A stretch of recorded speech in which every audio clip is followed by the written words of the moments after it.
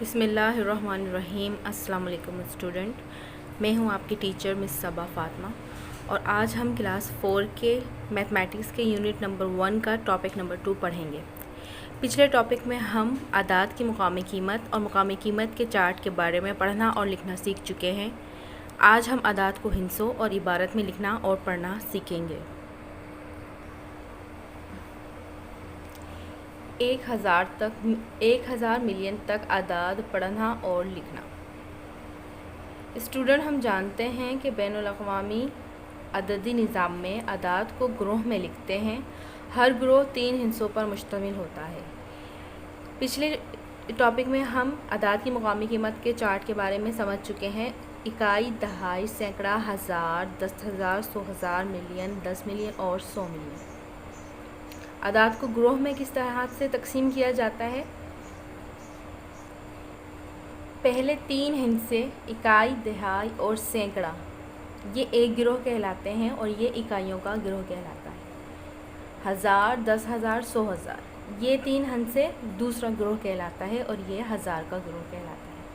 Million, 10 million और 100 million, ये तीसरा गिरोह कहलाता है, 3 हिस्सों पर मुश्तमिल, और ये मिलियन का गिरोह कहलाता है। हर गिरोह में 3 हिस्से शामिल होते हैं। पहला गिरोह इकाइयाँ, दूसरा गिरोह 1000 और तीसरा गिरोह मिलियन। अदाद को जब हमारे पास अदाद दिए जाते हैं तो हम जानते हैं कि हर 3 अदद के बाद कोमा लगा हुआ होता है, जिसका मतलब होता है ये पहला गिरोह है और ये इकाइयों का गिरोह है। इसी तरह से जो बाद के 3 अदाद होते हैं उनके बाद कोमा लगा हुआ होता है और ये जो बाद के 3 अदाद होते हैं ये 1000 का गिरोह कहलाता है और इसकी मुकामी कीमत क्या होती है? 1000, 10,000, 100,000, लिहाजा ये 1000 का गिरोह होता है। और इसी तरह जो आगे की हिस्से होते हैं वो तीसरा गिरोह कहलाता है और वो मिलियन का गिरोह कहलाता है और इसकी मुकामी कीमत होती है मिलियन और 10 मिलियन। इसी तरीके से अगले सवाल में हम देख सकते हैं शुरू के 3 हिस्सों पर मुश्तमिल गिरोह पहला गिरोह है, इकाइयों का गिरोह है। इसके बाद कोमा लगा दिया है और 3 हिस्सों को अलग कर दिया गया है, गिरोह की सूरत बना दिया गया है। अगले 3 हिस्सों को भी कोमा लगा के गिरोह की शक्ल बना दी गई है और ये दूसरा गिरोह है और ये 1000 का गिरोह है। और आगे जो अदद है सिर्फ एक अदद शामिल है, यहाँ एक अदद शामिल था, यहाँ 2 अदद शामिल थे। ये जो गिरोह है ये तीसरा गिरोह शामिल है और ये मिलियन का गिरोह कहलाता है। इसे पढ़ने का तरीका क्या होता है? हम हर गिरोह के आगे उसकी ख़ासियत को या उस गिरोह के नाम को लगा देते हैं तो वो उसका गिरोह कहलाता है। जैसे कि ये है 3 और मिलियन, इसे हम पढ़ेंगे 3 मिलियन। आगे है 500, इन सबको मिला के पढ़ा जाएगा। 567,000, ये दूसरा गिरोह था, इसके आगे 1000 लगा दिया, 567,000। 899 के आगे कोई गिरोह है इकाइयों का, लिहाजा इकाइयाँ लगाने की ज़रूरत नहीं है, इसे हम ऐसे ही पढ़ेंगे 899। 3,567,899। इसी तरीके से हम जानते हैं कि ये तीसरा गिरोह था, ये मिलियन का गिरोह था, ये है 36 मिलियन 564,396।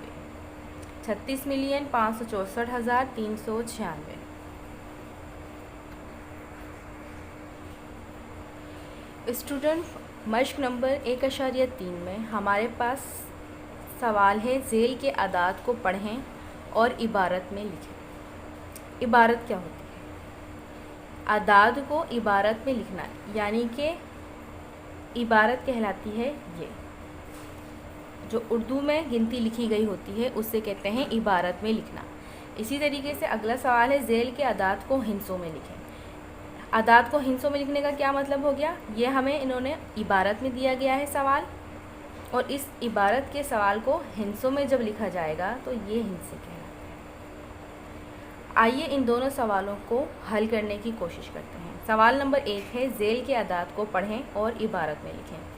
क्वेश्चन नंबर 1 है हमारे पास, हम इस सवाल को लिखेंगे और इसके मुकामी कीमत के मुताबिक इसे पढ़ने की कोशिश करेंगे और इसे इबारत में लिखेंगे।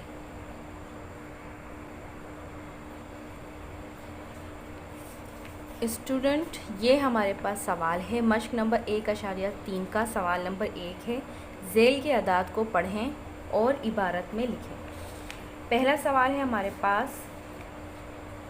241,935। इसे पढ़ने का तरीका क्या होगा? हम जानते हैं कि यह है इकाई, तिहाई और सैकड़ा।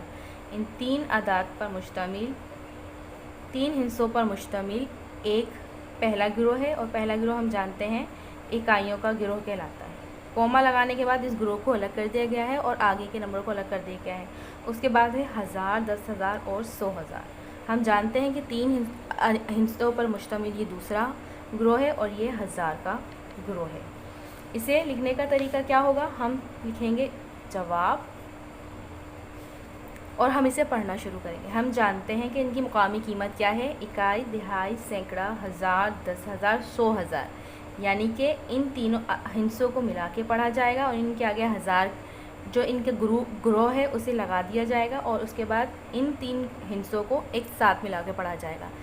जैसे कि 241,000 हम कैसे पढ़ेंगे? 241,935, 935। और हम इसे लिखेंगे कैसे? हम लिखेंगे 241,935। एक और सवाल को हल करने की कोशिश करते हैं स्टूडेंट। हम जानते हैं तीन का गिरोह है, फिर उसके बाद तीन हिस्सों पर मुश्तमिल ये 1000 का गिरोह है और उसके बाद दो हिस्सों पर मुश्तमिल मिलियन का गिरोह है। स्टूडेंट हम इसे पढ़ेंगे 25,134,564। हम इसे लिखेंगे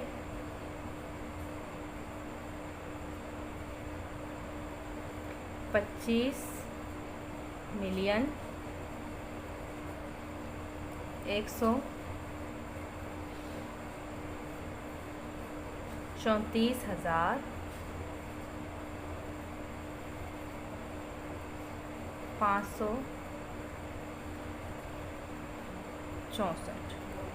25,134,564।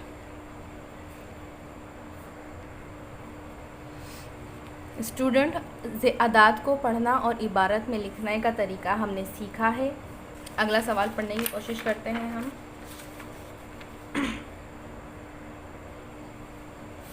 अगला सवाल है स्टूडेंट हमारे पास, ज़ेल के अदाद को हिस्सों में लिखें। हिस्से कौन से होते हैं? मैं इनसे आपको बता चुकी हूँ। हिस्से होते हैं ये वाले, जिसे हम डिजिट्स में लिखेंगे तो ये हिस्सों में लिखना कहलाएगा। ज़ेल के अदाद को हिस्सों में लिखें। सवाल नंबर 1 है हमारे पास 2,90,000 और 68।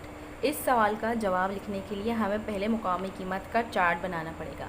मुकामी कीमत का चार्ट किस तरीके से बनाएंगे? मुकामी कीमत का चार्ट हम अदाद की मुकामी कीमत के मुताबिक बनाएंगे। हम जानते हैं यहाँ पर इन्होंने हमें दिया है 2 मिलियन।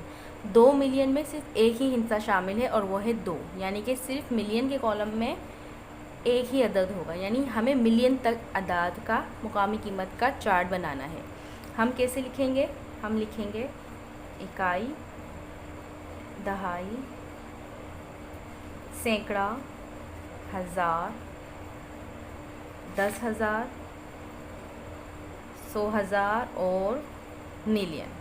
हम जानते हैं हमें दिया गए हैं 2 मिलियन। 2 मिलियन, तो मिलियन के कॉलम में हम लिखेंगे 2 मिलियन। उसके बाद 90,000। 90,000 का मतलब क्या है? 90,000 का मतलब ये है कि 1000 के कॉलम में सिर्फ 90 का अदद दिया गया है। 1000 के कॉलम में 90 का अदद दिया गया है। यानी कि यहाँ पर हमारे पास हम जानते हैं कि तीन हिस्सों पर मुश्तमिल दूसरा ग्रोह है और ये 1000 का ग्रोह है और इसमें हमें सिर्फ 90,000 लिखना है। 90,000 में हम जानते हैं कि 90 में होता है 9090। तो 1000 के कॉलम में क्या आना चाहिए? 0 और 10,000 के कॉलम में आना चाहिए 9, क्योंकि जब 9 को 10 से मल्टीप्लाई करते हैं तो ही 90 बनता है। 90,000 और 100,000 के कॉलम में कुछ भी नहीं दिया गया था, लिहाजा ये है 0। 90,000 हो गया। और 68 हमें पता है क्या होता है, 68 होता है 60 8 68, 60 8 68। यहाँ पे हम जानते हैं कि 8 जो है वो इकाई है और 6 जो है वो है दिहाई, लिहाजा 8 इकाई के मुकाम पर आएगा, 6 दिहाई के मुकाम पर आएगा। 68 हमारा अदद पूरा हो गया। सैकड़ा यानी 100 के मुकाम पे कोई अदद नहीं है, लिहाजा ये भी हमारे पास सिफर है। यहाँ पर भी हम सिफर लिखेंगे। 2,90,000 और 68, हमारा आंसर क्या होना चाहिए? हमारा आंसर है 2090 068। हम जानते हैं 6 और 8, हम जानते हैं कि 3 हिस्सों के बाद कॉमा आता है और इसी तरह से 3 हिस्सों के बाद कॉमा आता है। और 2,90,068 का जो आंसर है वो हमारा आ चुका है, ये हमारा जवाब है। इसी तरीके से अगला सवाल समझने की कोशिश करते हैं। 3,600,000 और 45। 3 मिलियन, हम जानते हैं कि हमें कहाँ तक मुकामी कीमत का चार्ट बनाना है, मिलियन तक। हम क्या करेंगे, इकाई दिहाई सैकड़ा हज़ार 10,000 100,000 और मिलियन। हम जानते हैं मिलियन के कॉलम में हमें दिए गए हैं 3 मिलियन, तो मिलियन के कॉलम में हम लिखेंगे 3 मिलियन 600,000। हम जानते हैं कि हज़ार के ग्रोह में 600 दिए गए हैं। 600 किस तरीके से लिखते हैं, 600, लिहाजा 100,000 के कॉलम में 6 लिखेंगे क्योंकि 600 है और आगे कोई अदद नहीं है, लिहाजा सिफर है। और यही मिला के 600 भी हैं। 600,000 और 45 में हम जानते हैं 5 इकाइयाँ हैं और 4 दिहाइयाँ हैं। 5 को इकाई के मुकाम पे लिखेंगे और 4 को दिहाई के मुकाम पे लिखेंगे, ये हो जाएगा हमारे पास 45। सैकड़े यानी 100 के मुकाम पे कोई अदद नहीं दिया गया है, लिहाजा ये है सिफर। इसे अगर हम अदाद में तरतीब से लिखें तो हम किस तरीके से लिखेंगे, 3,600,000 और 45। हम जानते हैं शुरू के 3 अदद के बाद कोमा लगा के एक गिरोह में तकसीम कर दिया जाता है और बाद के 3 अदद के बाद कोमा लगा के इसे दूसरे गिरोह में तकसीम कर दिया जाता है, लिहाजा हमारा आंसर है 3,600,000 और 45। स्टूडेंट, मैं उम्मीद करती हूँ कि मश्क 1.3 के दोनों सवाल आपको अच्छे से समझ आए होंगे। आज के टॉपिक में हमने अदाद को इबारत में लिखना और अदाद को हिस्से में लिखने का तरीका पढ़ा और सीखा। अगले टॉपिक में हम असेंडिंग और डिसेंडिंग ऑर्डर के बारे में लिखना और पढ़ना सीखेंगे। उस वक्त तक के लिए इजाज़त, अल्लाह हाफ़िज़।